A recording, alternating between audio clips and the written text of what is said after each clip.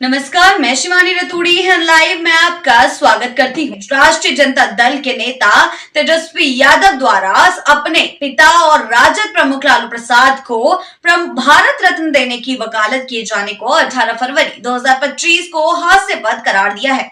JDU के राष्ट्रीय प्रवक्ता राजीव रंजन प्रसाद ने तेजस्वी यादव पर तीखा हमला करते हुए कहा कि यह बयान पूरी तरह से परिवारवादी राजनीति का हिस्सा है और यह केवल व्यक्तिगत लाभ के लिए किया गया है। उन्होंने यह भी कहा कि तेजस्वी यादव को यह समझना चाहिए कि भारत रत्न देश का सर्वोच्च नागरिक सम्मान है जिसे महान व्यक्तियों को दिया जाता है, न कि उन लोगों को जो घोटालों में लिप्त रहे हों। राजीव रंजन प्रसाद ने तेजस्वी यादव के बयान को लेकर कहा, लालू प्रसाद के बेटे की तरफ से उनके लिए भारत रत्न की मांग करना हास्यास्पद है। तेजस्वी यादव अपने परिवार से आगे नहीं सोच सकते। उन्हें यह पता होना चाहिए कि भारत रत्न वह सम्मान है जो महान कार्यों और समाज के लिए योगदान देने वाले व्यक्तियों को दिया जाता है, न कि उन लोगों को जो घोटालों में शामिल रहे। जी हाँ, बता दें कि तेजस्वी यादव ने 17 फरवरी 2025 को सीतामढ़ी जिले के सोनबरसा में आयोजित एक कार्यक्रम में दावा किया था कि वर्तमान में कई लोग प्रधानमंत्री नरेंद्र मोदी को खुश करने के लिए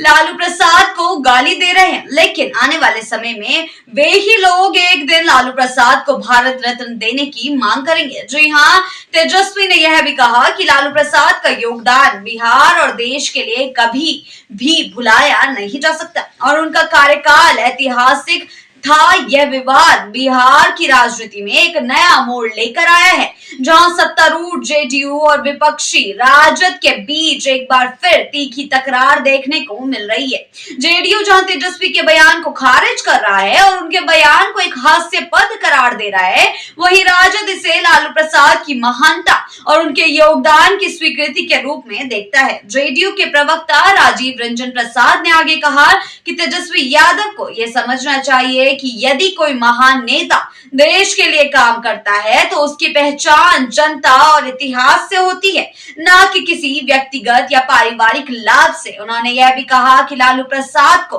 भारत रत्न देने की मांग करने से पहले यह देखना चाहिए कि उनके शासन में बिहार में क्या हुआ और किस तरह के घोटाले सामने। जी हाँ, तेजस्वी यादव का यह बयान ऐसे समय में आया है जब बिहार में आगामी विधानसभा चुनावों को लेकर राजनीतिक माहौल गर्म हो रहा है। राजद और जेडीयू के बीच की यह बयानबाजी अब बिहार की राजनीतिक हलचल में और भी ज्यादा तीव्र हो सकती है।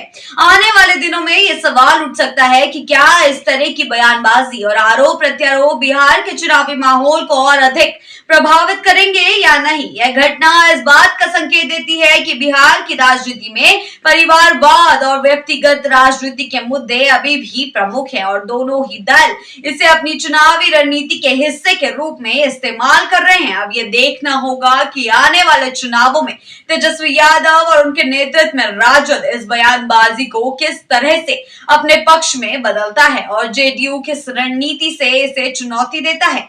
ऐसी ही खबरों के लिए बने रहिए हैं लाइव के साथ ही चैनल को सब्सक्राइब करना ना भूलें और हमारी फेसबुक और वेबसाइट के साथ भी जरूर जुड़ें।